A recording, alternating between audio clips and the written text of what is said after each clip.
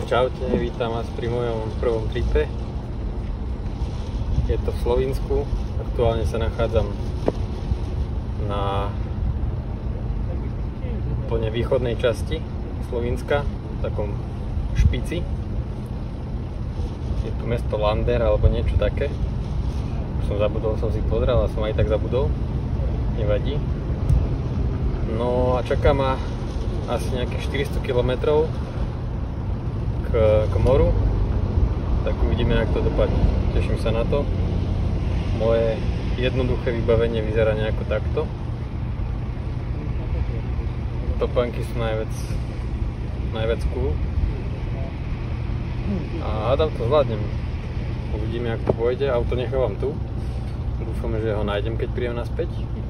Že tu ešte bude stať. No a to je asi všetko. Začínam už pri pekných kopčekoch. Jeden je za mnou, sú tam polia. A už ma čakajú iba väčšie kopce. Južné Alpy. Teším sa veľmi na to. Tak verím, že všetko dopadne fajn. Idem po cyklotrase Eurovelo. Cez Slovinsko vlastne čo ide. Cez hlavné mesto Ljubljana. Až do mesta Piran.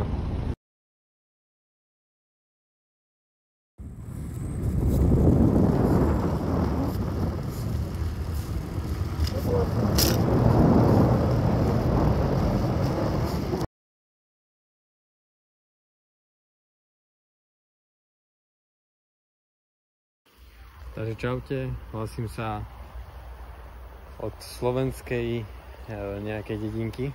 Slovenský, neviem čo. Ukážem vám to na mape. Prvý deň som neukazoval. Mám len fotku ráno, ako som to už balil. Pretože už bolo neskoro, keď som tam prišiel. A teraz som tu prišiel trošku skôr. V pohode som sa najedol. A vyzerá to tu nejako takto. Tu mám stan. A vyzerá to tu jak u niekoho na dvore, je to v podstate záhradka niekoho.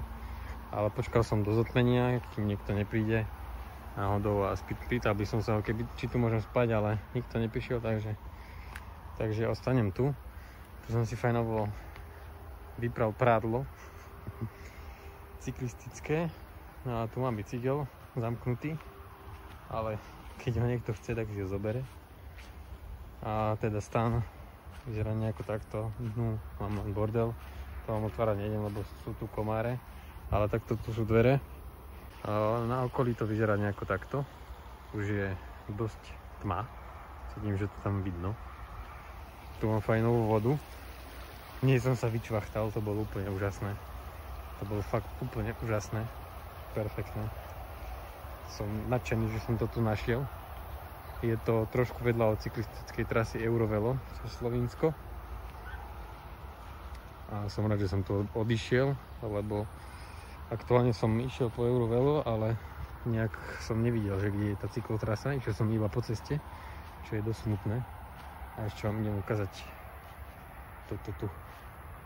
Tam je takýto fajnový špicatý kopec so satelitom nejakým hore. A ten vidno.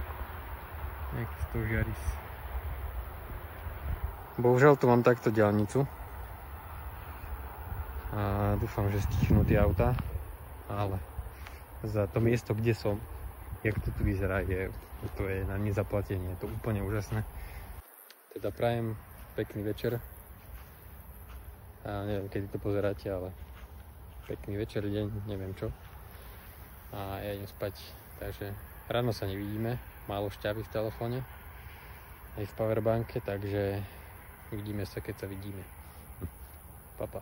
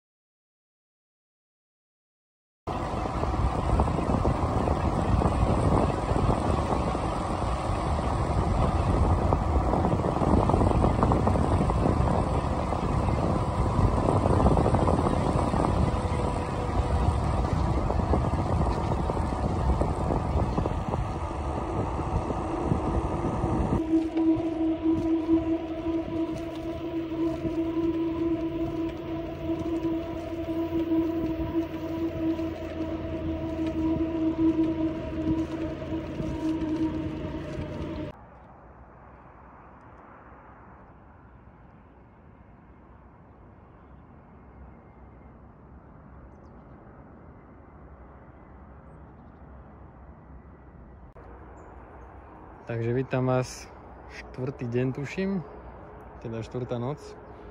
Áno, dneska to mám takto, na lúčke, kde sa pasú kravičky pravdepodobne. Tu je taká brutálna hora, tam vidno kraj, jak zapadá slnko, fakt je brutálna, veľmi vysoká, vidno tam aj skaly, takže paráda. Ráno sa pôjde fakt krásne, vlastne bude vidno aj zábery z toho. A inak mám to tu, takto klasika, no vám to ukazovať nebudem. Tam je bordel ako vždy. No a ja sa ráno takto krásne zobudím s výhľadom. Sice je tu západ, ale stadiaľ to mi bude fajnovo svietiť slnečko pozadu.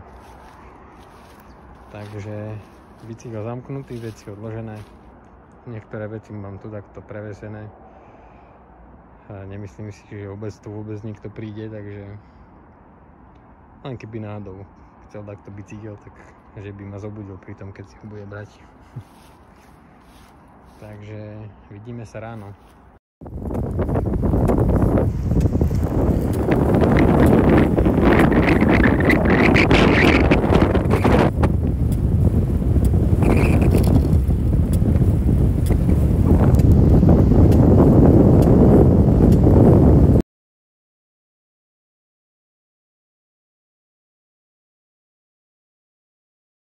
Ešte spravím takýto záberík na more, ísť so zrkadlom. Tam je more vzadu. Netočím veľa, pretože si užívam to, čo tu je.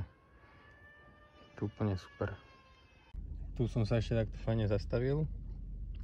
Takto odložený bicykel a takýto výhľadík na ranné more, na ranné lode. Toto je mestečko Izola. Tam ďalej, za týmto je ešte ten Piran, kde bol vlastne môj cieľ. A tamto mesto, čo je vlastne za týmto prvým špicom, ako je tá loď, tak až za týmto to také menej viditeľné, tak tam je Trieste, talianske. Tam je vlastne ešte taký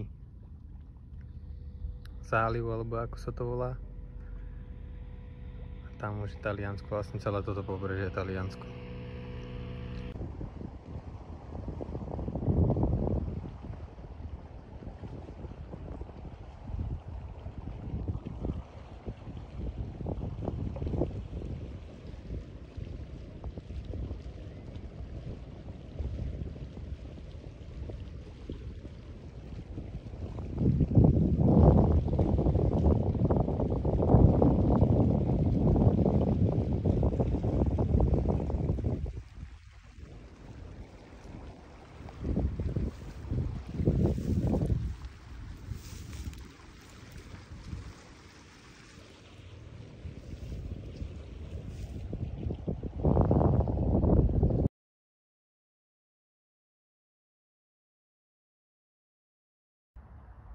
Takže dobré ránko s ranným slnečkom na vrchoch Kukurici. Spal som takto v Kukurici, tuto pri lese. Tuto bolo to zázračné miesto, kde som sa vyspal. Už som aj zbalený, zase som to netočil, lebo málo energie v telefóne. Ale takto tu aspoň minútové videjko ranné. Takže takto som fajnovo zbalený znovu. Aj s odpadkami, ktoré pekne vyhodím do koša tam, kde patria. A nachádzam sa pri meste, myslím si, že je to mesto už Ptuj. A prešiel som vlakom vlastne z Kopru do Ptuju, aby som to nemal príliš do kopca, pretože to by bolo už veľmi náročné, to by už by som si to až tak neužíval, tú jazdu vlastne. A dostal som sa teda do Ptuju, mám tu teraz ešte nejakých 60 km do Lendavy, odkiaľ som vyrážal. No a tak, môžem ísť na to teda, pokračovať ďalej. Takže čaute, ako vidíte, tak som úspešne dorazil. Bola to úžasná cesta. Prekonal som nejakých 500 km, keď tak dobre počítam, ale spočítam to až doma. poriadne. Bolo to fakt super, užil som si to a určite to nie je posledný výlet, čo som takto absolvoval. Určite mám nejaké ponaučenia a na budúce to bude ešte lepšie, ale toto stojí fakt za to zažiť, takže určite odporúčam hoci kde, hoci kedy, hoci kadiaľ, fakt choďte na výlety, choďte na tripy, fakt úžasné, slobodná hlava, nič lepšie proste pre nás nie je. Nakoniec len poviem fakt, poďte do toho takisto, bolo to úžasné a čo najskôr sa vidíme pri ďalšom. Neviem, či to natočím, ale to ešte uvidím. Hlavne je, že chcem posunúť, aby ste išli takisto aj vy do toho. Je to úplne úžasná vec, takže let's go do toho. Prajem vám ešte pekný zvyšok vášho dňa a po slovinsky adio.